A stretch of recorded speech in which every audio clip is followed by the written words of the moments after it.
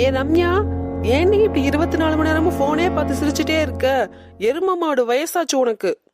என்னம்மா என்னம்மா உனக்கு பிரச்சனை? இப்ப ஏன் என்கிட்ட கத்திட்டு இருக்க? பின்ன என்னடி, உனக்கு கல்யாண வயசாச்சு, ஏதாவது ஒரு வேலை பார்க்க தெரியுமா?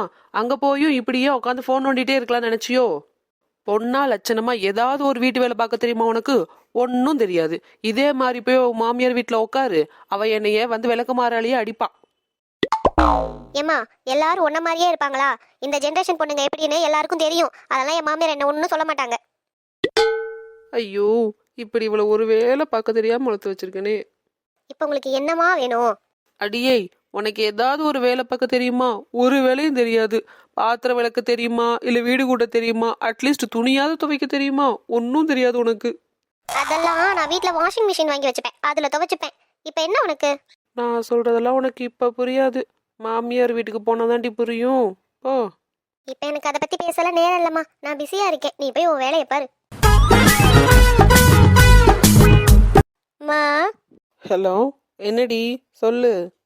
அது ஒன்றும் இல்லைம்மா, எங்கள் வீட்டில் வாஷிங் மிஷின் கொஞ்சம் ரிப்பேர் ஆயிடுச்சா, அதனால என் மாமியார் என் ட்ரெஸ் எல்லாம் கொஞ்சம் கையிலேயே துவைச்சு போட்டுருமான்னு சொன்னாங்க.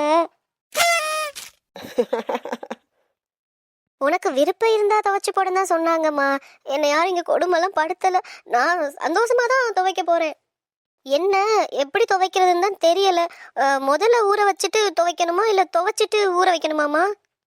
ஐயோ, நான் இப்ப ரொம்ப பிஸியா இருக்கேனே. நீ இன்னொரு நாள் கால் பண்ணு, நான் உனக்கு அப்புறம் சொல்லி தரேன்.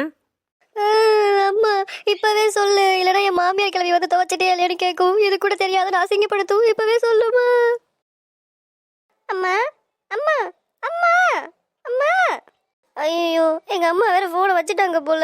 இப்ப என்ன பண்றது? என் மாமியார் கிளம்பி வந்து துணியை துவைச்சிட்டியான்னு கேட்குமே. வேற வழியே இல்லை. இப்போதைக்கு நம்மகிட்ட இருக்க ஒரே ஆப்ஷன் இதுதான்.